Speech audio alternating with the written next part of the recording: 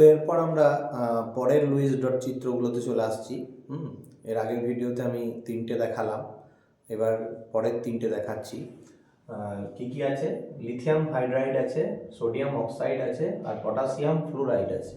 ঠিক আছে, তো আমরা প্রথমে লিথিয়াম হাইড্রাইডটা দেখাই।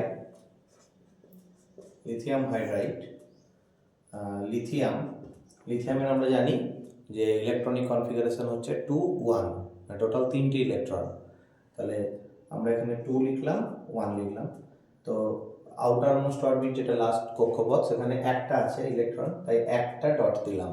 ঠিক আছে, আর হাইড্রোজেনে আমরা জানি অনলি 1, একটাই ইলেকট্রন, সেই ইলেকট্রনটা এখানে আঁকলাম। ঠিক আছে, তো হাইড্রোজেন লিথিয়ামের কাছ থেকে একটা ইলেকট্রন পাবে। তো পেলে ছবিটা কেমন হচ্ছে? ছবিটা হচ্ছে এরকম, লিথিয়াম অনলি 2, কারণ একটা ইলেকট্রন চলে গেছে ওর, তাই প্লাস চার্জ পেয়ে গেল। আর হাইড্রোজেন ওটাও 2 হয়ে গেল 1 থেকে, কারণ একটা ইলেকট্রন পেয়েছে কিন্তু মাথায় মাইনাস চার্জ পেল।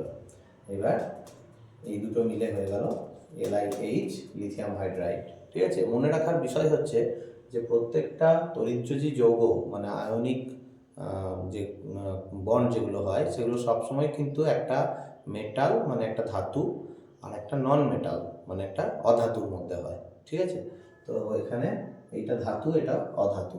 তো এর পরেরটা দেখাচ্ছি, সোডিয়াম অক্সাইড। সোডিয়ামের এখানে দেখতে পাচ্ছি 2 আছে, অক্সিজেনের নিচে কিছু নাই মানে 1 আছে। ঠিক আছে, তাহলে সোডিয়াম দুটো লাগবে, সোডিয়াম পরমাণু দুটো লাগছে, কনফিগারেশন 281, এখানেও তাই। অক্সিজেন কিন্তু একটা। ঠিক আছে, অক্সিজেনের হচ্ছে টোটাল 6টা ইলেকট্রন, সোডিয়ামের আউটার মোস্টে একটাই ইলেকট্রন থাকে শেষ কক্ষপথে। তো সোডিয়াম কি করবে, এটা এখানে দিয়ে দেবে আর এটাও দিয়ে দেবে, তাহলে ছবিটা কি হবে? এবার কিন্তু আমরা 2 লিখে দেব, দিয়ে মাথাতে প্লাস চার্জ, আর কনফিগারেশন হবে 2 8। ঠিক আছে, এখানে 2 দেওয়া আছে মানে দুটো সোডিয়াম হয়ে গেছে একসাথে। এবার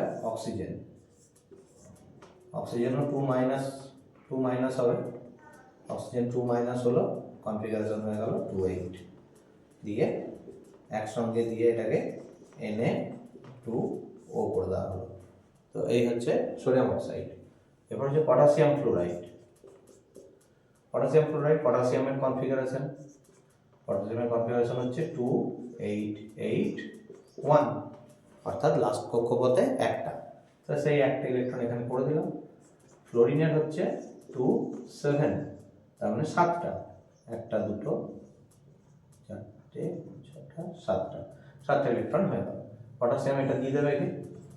ঠিক আছে, এবং এক্ষেত্রে কি হবে না, পটাশিয়াম প্লাস চার্জ পেয়ে যাবে, এটা কনফিগারেশনটা হয়ে যাবে 2 8 8, আর ফ্লোরিনের হয়ে যাবে 2 8। 7 থেকে 8 হয়ে গেল ফ্লোরিনটা, একটা মাইনাস চার্জ।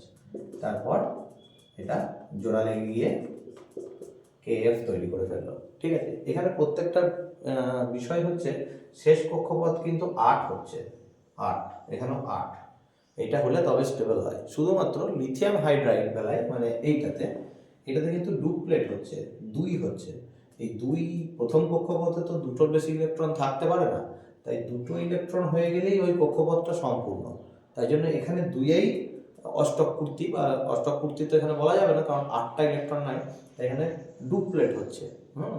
তো ওই দুটো ইলেকট্রন হয়ে গেছে মানে কক্ষপথ দুটো সম্পূর্ণ হয়ে গেছে। ঠিক আছে।